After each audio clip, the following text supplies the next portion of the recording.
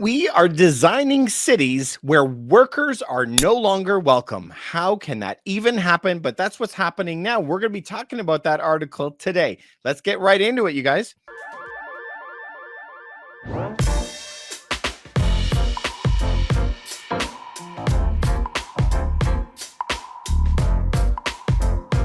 So, if we jump into this article today, you guys, this is where workers are no longer welcome. Unbelievable to me because prices are going out of control. Now, what is this stuff? What are we going to do about it? Look at this 61% of Vancouver residents are considering leaving due to housing affordability. Prices are going bananas. Okay, so if the prices go up, David, we've been hearing about this a long time, but there's always going to be a breaking point. This is funny because Vancouver is one of the most expensive places. I want you to go check out this article on dailyhive.com. You can check that out. And it says over half, 52% of the residents across the region have considered moving away because of these concerns. Only 46% before in 2018. So I guess those 46% never left, right? But now the point is the percentage is creeping higher and higher and higher for the number of people who want to get the heck out. Okay, so let's keep on going. Those who are most likely to leave Vancouver, those most likely to leave are between the ages of 18 to 34. So what does that mean? Not the millennials. I mean, not the baby boomers that are out there. The baby boomers were able to buy their homes really cheap, and then they were able to have massive price appreciation. So we just were interviewing a nurse. She bought the home in 1999. A nurse bought it. Okay. She didn't have a fantastic wage and she was working part-time, has 3 kids. Okay. Part-time. So she now wants to sell her house. Just remember, part-time nurse bought a house in Toronto, 1999. Now she wants to sell the house. When we went and did the math for who we are looking to buy the home now is up to 1.3 million. Okay, so then we went through a mortgage broker and tried to figure it out. You had to be making today $1 million per year to qualify for this home. Excuse me? So this is what we're meaning is back in 1999, a nurse could buy a home on a part-time salary. Today, you have to be like CEO of Coca-Cola and make $1 million a year to qualify for this tiny little home. Absolutely crazy. And this is the problem, right? So everybody, it says here in the article, 71% want to move, and they're between the ages of 18 and 34. All the young people got to go because they can't afford it. That's the point, right? If you bought many years ago, you would be okay. All right, so let's go look at the arrest here. It says the vast majority also agreed that it is important to ensure essential workers can afford to live in the community near where they work. Of course, all the residents and politicians agree, right? I think that this is so important that you actually have to read this a second time. You really need to let that like sink in for a second.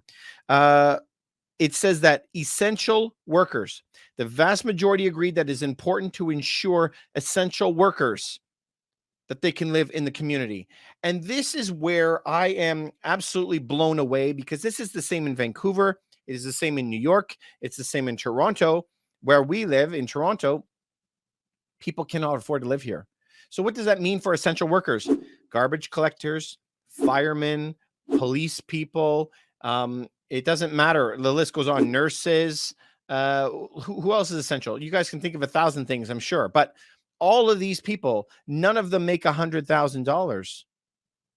So all of these people cannot live within 2 hours of the city that they're servicing. So you think that your garbage guy is going to commute for 3 hours all the way into a city, work an 8-hour shift and drive 3 hours back home? That's not going to happen, right? So this is where we have to be really, really careful. We need essential workers. How is it that one of the smallest homes in the city would now take $1 million salary per year for you to afford? That is not sustainable. In addition, how can it be that in a lot of the good areas, a 1-bedroom condo is $1 million? People cannot afford that. And so definitely no regular workers. So everybody has to be a CEO. So now we're going to be a city where everybody has to be an owner of a company with no workers. You guys figure that out, right? That can't work. You got to have like one big boss and then maybe like 100 managers and 10,000 workers or something. I don't know. Everyone can't be a boss. Everyone can't make that level of money. If everybody in the city has to make that much money, there's no way that we could ever have a restaurant here or nothing. So everything that makes a city is the culture. That culture is usually the restaurants, the games, the theater, the sporting events, the parks and stuff. But if no one can run all of those because we are going to be a city that no worker could ever live in, this does not make sense. Because we can't just have crypto millionaires living in one spot. Someone still has to do a lot of that work. This is a big dangerous part for Canada, you guys. All right, so let's look at the rest here. 64% of Canadians are willing to relocate if it means that they can afford a home, but it has to be less than 100 kilometers away. So they're willing to move a little bit, but not really that much, right? All right, so now let's look at the next article. You can go look this up on ottawalife.com. ottawalife.com. Stopping a real estate crash requires immediate action from the Canadian government. So they're saying there could be a real estate crash happening not too long. Now, look at this. 78% of Canadians currently have a mortgage interest rate below 3%. Maybe you should take a pause right there and think of that. 78% have a mortgage rate of less than 3%. If they see the new mortgage rates are 7 and they have to qualify with a stress test over that, do you think there's any chance that they will sell their home and downsize? We have the largest generation the world has ever seen, which is baby boomers, and they have more homes than any generation ever has. So maybe they've had 3 kids move out and they have a 4-bedroom house that's sitting there, and they're like, we would really like to downsize to half the size, or maybe even go into a very small condo. But now, because of the interest rates, they're not going to give up this big home. So imagine they may have $1.5 million home with 4 bedrooms detached, but their interest rate might be 2%. It says here 78% are less than 3. So they may have this huge home and they want to downsize. And when they go to the mortgage broker, they're going to get this tiny little condo that's 1/10 the size, and the mortgage payment will be the exact same. They're not going to move. So all of the action that you normally would see where there was a very large category of people who are downsizing and empty nesters and people who are relocating back to their homeland. This happened a lot. That's all gone. They're not going to leave because the asset is no longer the home. The asset is the mortgage, the payment, that locked in rate at a low amount. They're not going to be moving. So you got to think of that. We're not going to see that. What is happening now with the price drop is because new people cannot qualify. Okay, let's continue. Canadians need to make a staggering additional payment of $800 to $1,100 per month for a mortgage of $800,000.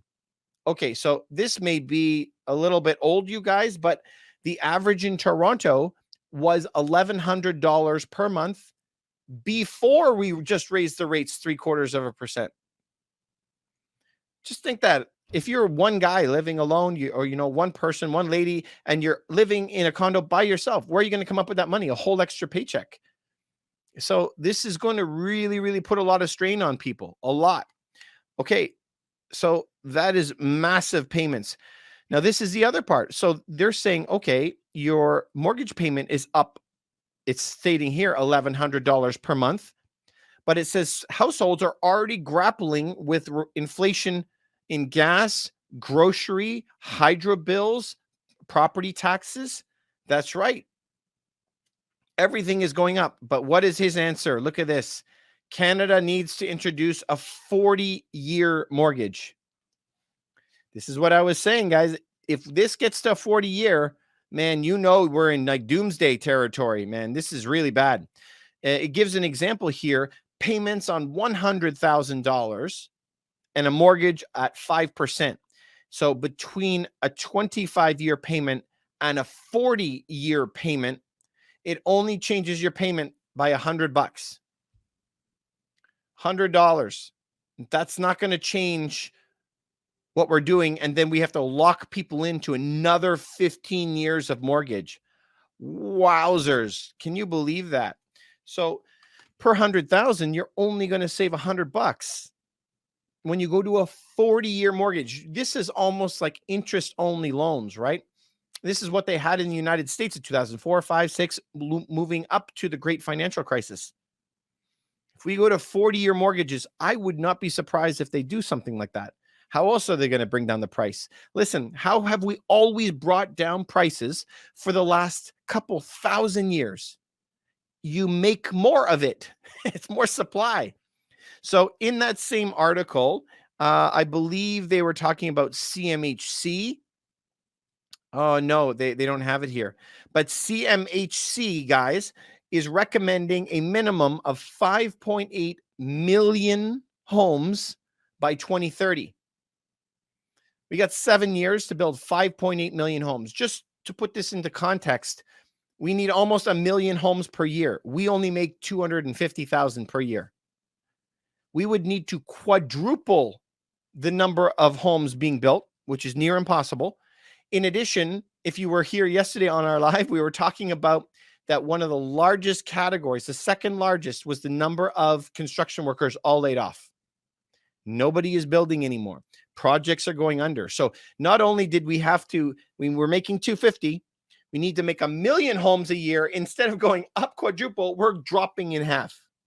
The problem is going to get a lot worse. And all of these price changes that everybody is noticing, especially the people in the cities that are seeing the pain of 30, 40% drops in home prices, even the rest of Canada is going to be seeing that. Nobody you know probably has lost their job yet. Nobody that you know has their company shut down yet. Nobody has actually felt the pain. They're just seeing it on their paper when they see what their stocks are worth. You're going to see a lot more pain coming when people are no longer qualifying for loans and losing their jobs and losing their companies and all of that other stuff. We haven't even started. This is just the beginning. So this is why I want everybody to be careful, be very careful. So what do? We are going to be in a period for high inflation for a period of time. So the very first place that I would start is start stocking up around your home. My mother calls me all the time and says, can you believe the price of blank? Give me baking powder has went from $6 to $12. Yeah, but the prices you see today are probably the cheapest prices you're going to see for a while, for a long time, probably ever. So everything you buy today is probably on sale. So I like to stock up. I like to buy your stuff because everything you buy today is going to be more expensive tomorrow. So whatever you're buying today, you're saving. So first of all, you should be having some food and then whatever other stuff, soaps, cosmetics, whatever you're going to use around your house, stock up on stuff. That is a great place to start saving some money. In addition to that, then I always say you got to start buying something like a little bit of gold and a little bit of silver. You need a little bit of this in your portfolio. Not a lot, just some of it, right? Food doesn't last forever. So you can't store 5 years of food, but what you can do is have real value somewhere that you can exchange this down the road. Remember, this was only worth $1 100 years ago, and today this is worth $35. So this continues to keep up with that inflation. That's why you need to have some of that in your portfolio. Of course, if you're a little bit more, risk adverse and you want to diversify a little bit, and you can also think about some kind of stocks that are based on commodities or agriculture, and you can also go up into a little bit like 1% of crypto or something like that. But you got to start doing that financial education. I always say that the very best return on your money and return on your time is education. Financial education is key. And so that's why we're going to be preparing a whole bunch of courses for people so that they can start taking it and get financially literate and break free of this system. What is going to happen will bring pain on a lot of people. And what I don't want to see, but I know I will, is more homeless people, more people starving, more people having to make a choice between food or medicine. And I hate when I see that. I've seen that a lot in my life. And it's terrible. So we want to help people as much as we can. Anyway, if you guys like this stuff, please just share it with one person that you think it could help. Please remember to like, subscribe, follow to this. I really appreciate it. Thanks very much for coming by. And you can check out some of the links below to the companies that I use that I've used for 15 years, and I appreciate it. Thanks very much. Have a good night, guys.